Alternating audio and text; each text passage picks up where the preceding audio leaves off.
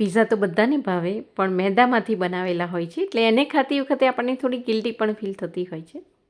તો આજે આપણે બિલકુલ ગિલ્ટ ફ્રી થઈને ખાઈ શકીએ તેવા હેલ્ધી ભાખરી પીઝા બનાવીશું.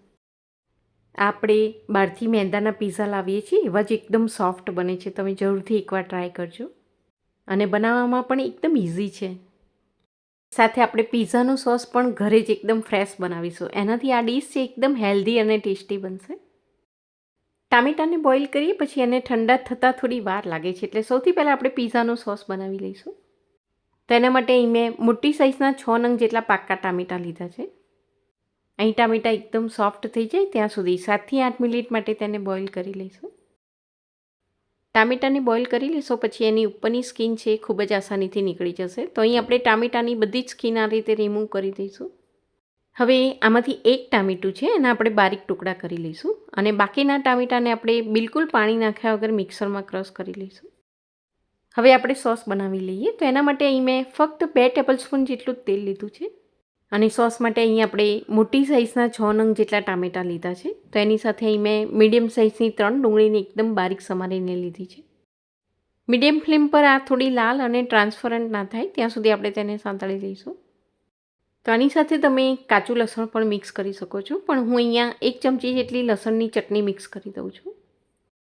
આ સોસ જો તમારી વિધાઉટ ઓનિયન ગાર્લિક બનાવવું હોય તો આ બંને વસ્તુ સ્કીપ કરીને અહીં તમે ડાયરેક્ટ ટામેટાં પણ સાંતળી શકો છો. લસણ મિક્સ કર્યા પછી 1 મિનિટ માટે ડુંગળીને આપણે વધારે સાંતળી લઈશું અને હવે આપણે એક ટામેટું જે બારીક સમારીને રાખ્યું છે એને મિક્સ કરી દઈશું. તો આ સોસ તમે બજારમાંથી તૈયાર લાવો, એની બદલે આ રીતે ઘરે ફ્રેશ બનાવશો તો એનાથી તમારા પીઝાના ટેસ્ટમાં પણ ખૂબ જ ફરક આવી જશે. હવે આમાં ટામેટાની પ્યુરી મિક્સ કરી દઈશું. આ જલ્દી ઠીક થઈ જાય એટલા માટે ગેસને અહીં આપણે મીડિયમ ટુ હાઈ ફ્લેમ પર રાખીશું. હવે આમાં આપણે સ્વાદ પ્રમાણે મીઠું મિક્સ કરી દઈશું. મેં અહીં 1 ચમચી લીધું છે. 1 ચમચી ઓરિગેનો અને આમાં આપણે લાલ મરચું મિક્સ નથી કરવાનું, એની બદલે આપણે અડધી ચમચી જેટલા ચીલી ફ્લેક્સ મિક્સ કરી દઈશું. સાથે અડધી ચમચી જેટલો આપણે મરીનો પાવડર પણ મિક્સ કરી દઈશું, એટલે આનો કલર છે એ બજારમાં મળતા તૈયાર સોસ જેવો બ્રાઉન કલરનો બનશે. આ સોસ જો એકદમ ઢીલો અને પાણીવાળો હશે તો એને તમે જ્યારે પીઝાના બેઝ પર લગાવશો ત્યારે એ પાણી એબ્સોર્બ કરી લેશે અને બેઝ છે એ થોડું લૂઝ બની જશે. હું આમાં 2 ચમચી જેટલો રેડીમેડ ટોમેટો સોસ મિક્સ કરી દઉં છું. એનાથી આ સોસ છે એ થોડો સ્વીટ અને સ્પાઇસી બની જશે. તમારે આમાં એક્સ્ટ્રા સુગર મિક્સ કરવાની જરૂર નહીં પડે. તો અહીં મેં હાઈ ફ્લેમ પર આ સોસને 7થી 8 મિનિટ માટે ચડવા દીધો હતો ને આપણે જોઈ રહ્યા છીએ કે આમાંથી હવે બધું જ પાણી બળી ગયું છે અને થોડું સોલિડ બની ગયું છે. સેટ ઠંડો થઈ જશે પછી આ થોડો વધારે થીક બની જશે તો ગેસને અહીં આપણે બંધ કરી દઈશું. એકદમ ઠંડો થઈ જાય પછી એર ટાઇટ કન્ટેનરમાં ભરીને આને તમે 8થી 10 દિવસ માટે ફ્રીજમાં રાખીને સ્ટોર પણ કરી શકો છો.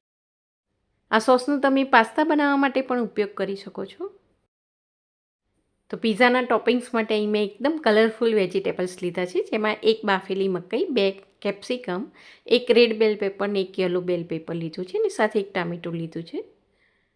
બધું જ આપણે સ્ક્વેરમાં કટ કરી લઈશું અને ઓનિયન છે એના આપણે આ રીતે ફ્લેક્સ છૂટા કરી દઈશું.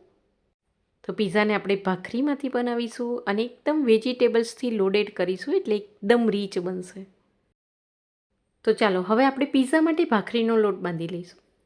તેના માટે અહીં મેં ભાખરી માટેનો જે ઘઉંનો કરકરો લોટ હોય છે તે જ લીધો છે.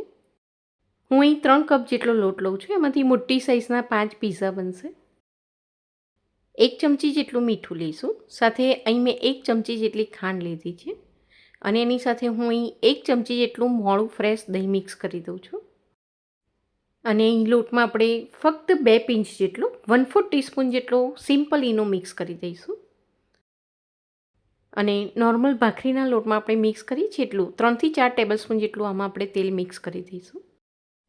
આ બધું લોટમાં આપણે બરાબર મિક્સ કરી દઈશું અને અહીં મેં 1 કપ જેટલું પાણી લીધું છે. અહીં આપણે ભાખરીનો કઠણ લોટ બાંધીને તૈયાર કરીશું. તો છેલ્લે કેટલું પાણી વપરાયું એ પણ હું તમને જણાવી દઈશ એટલે તમને પરફેક્ટ માપની ખબર પડે. તો જુઓ અહીં મેં આપણે નોર્મલ ભાખરીનો જે કઠણ લોટ બાંધીએ છીએ તેવો જ લોટ બાંધી લીધો છે. તો લોટ બાંધવા માટે અહીં અડધો કપ કરતાં થોડું વધારે પાણી વપરાયું છે. હવે અહીં લોટને ઢાંકીને આપણે 10 મિનિટ માટે રેસ્ટ આપીશું. તો લોટ બાંધો ત્યારે તમે એમાં થોડું દહીં અને ઈનો એ બંને મિક્સ કરી દેશો તો આ ભાખરી છે આપણે રૂટીન ભાખરી બનાવીએ એના કરતાં એકદમ સોફ્ટ બનશે. એનો બેઝ છે એ મેંદાના પીઝા જેવું એકદમ સોફ્ટ બનશે. હવે એ લોટમાંથી એક સરખી સાઇઝના 5 ગુલ્લા બનાવી લઈશું. આજે આપણે મોટી સાઇઝના પીઝા બનાવીશું તો એના માટે આ ભાખરીને આપણે મીડિયમ થીક અને એકદમ મોટી વણી લઈશું. અહીં તમારે એકદમ થીન ક્રસ્ટ ક્રન્ચી પીઝા બનાવવા હોય તો એના માટે ભાખરીને તમારે થોડી પાતળી વણી લેવાની. હું અહીં નોર્મલ પીઝા માટેની થોડી થીક ભાખરી વણી લઉં છું. હવે મોટી ડીશ કે પછી ડબ્બાનું ઢાંકણું હોય એનાથી ભાખરીને આપણે આ રીતે એકદમ ગોળ બનાવી લઈશું. અને આ સાઈડ પરથી જે વધારાનો લોટ નીકળે એને આપણે બીજા ગુલ્લામાં મિક્સ કરી દઈશું. હવે આને શેકીએ ત્યારે ફૂલે નહીં એટલા માટે એની પર આ રીતે ફોકની મદદથી આપણે માર્ક્સ લગાવી દઈશું. નહીંતર પીઝાની બદલે પીતા બ્રેડ બની જશે. નોર્મલ ભાખરીની જેમ આને આપણે માટીની તાવડીમાં નહીં શેકીએ. આના માટે તમે કોઈ પણ લોખંડનો કે પછી નોનસ્ટિક તવો લઈ શકો છો. ગેસને આપણે મીડિયમ ટુ લો ફ્લેમ પર રાખીશું. તો અહીં ભાખરીને શેકતી વખતે એક સાઈડ આપણે સહેજ કાચી રાખીશું ને બાકીની સાઈડને આપણે બરોબર શેકી લઈશું. પીઝા બનાવતી વખતે જે સાઈડ આપણે નીચે રાખવાની છે એને આપણે થોડી કાચી રાખીશું. અને આ રીતે ફોકનો માર્ક્સ લગાવે છે એની પર આપણે સોસ અને ટોપિંગ્સ લગાવીશું તો એ સાઈડને આપણે બરોબર શેકી લેવાની છે. પીઝા બનાવતી વખતે ચીઝ બરોબર મેલ્ટ થાય એટલા માટે ભાખરીને આપણે થોડીક વાર માટે તવા પર રાખવાની હોય છે એટલે નીચેનો પોર્શન બળી ના જાય એટલા માટે નીચેનો ભાગ આપણે થોડો કાચો રાખીશું ને ઉપરથી આ રીતે એક બાજુથી બરોબર ચેડવી લઈશું.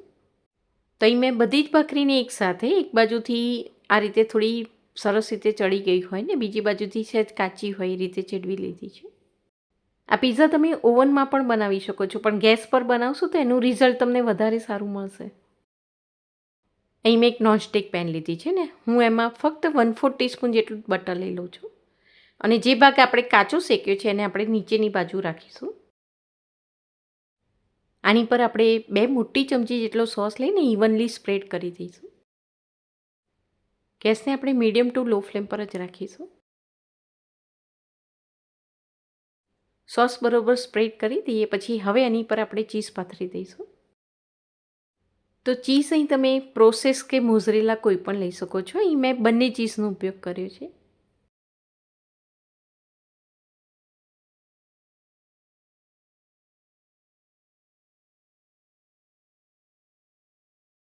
થોડું ઓરિગેનો, ચીલી ફ્લેક્સ અને પેપર પાવડર એ ત્રણે સ્પ્રિંકલ કરી દઈશું. હવે આની ઉપર આપણે બાફેલા મકાઈના દાણા સ્પ્રિંકલ કરી દઈશું. અને ગ્રીન કેપ્સિકમ, રેડ અને યલો બેલ પેપર, ટામેટો સ્લાઈસ અને ઓનિયનના ફ્લેક્સથી આપણે તેને ટોપિંગ્સ કરી લઈશું. હવે ચીઝ જલ્દી મેલ્ટ થઈ જાય એટલા માટે એકદમ લો ફ્લેમ પર આને ઢાંકીને 4 થી 5 મિનિટ માટે ચડવા દઈશું. ચીઝ મેલ્ટ થઈ જાય પછી ઉપરની લીડ આપણે હટાવી દઈશું. હવે નીચેની બાજુથી સહેજ કડક થાય એટલા માટે લીડ ખોલી લીધા પછી આ રીતે ખુલ્લો જ એને આપણે 3 થી 4 મિનિટ માટે શેકી લઈશું. ભાખરી જો પહેલેથી જ બરોબર શેકાયેલી હશે તો આ ચીઝ મેલ્ટ થશે ત્યાં સુધીમાં ભાખરીમાં નીચેની સાઈડ એકદમ બ્લેક સ્પોટ આવી જશે. એટલે મેં કહ્યું એ રીતે શેકીને તમે પીઝા બનાવશો તો પીઝા એકદમ ફાઇન બનશે. તો પીઝા એકદમ પરફેક્ટ બન્યા છે. ટેસ્ટ વાઇઝ પણ ખૂબ જ સરસ બન્યા છે અને એકદમ ક્રન્ચી પણ બન્યા છે અને અંદરથી તમે ખાશો એટલે એકદમ સોફ્ટ પણ લાગશે. તો હવે પીઝાનું ક્રેવિંગ થાય ત્યારે બિલકુલ ગિલ્ટ ફ્રી પીઝા ખાવા હોય તો આ રીતે જરૂરથી બનાવીને ટ્રાય કરજો. ઘરમાં નાના બાળકો હોય તો એમને પણ તમે વારંવાર બનાવીને આપી શકો છો. એ બિલકુલ નુકસાન નહીં કરે. આઈ હોપ કે આજની આ રેસીપી તમને ચોક્કસ પસંદ આવી હશે. Thank you for watching.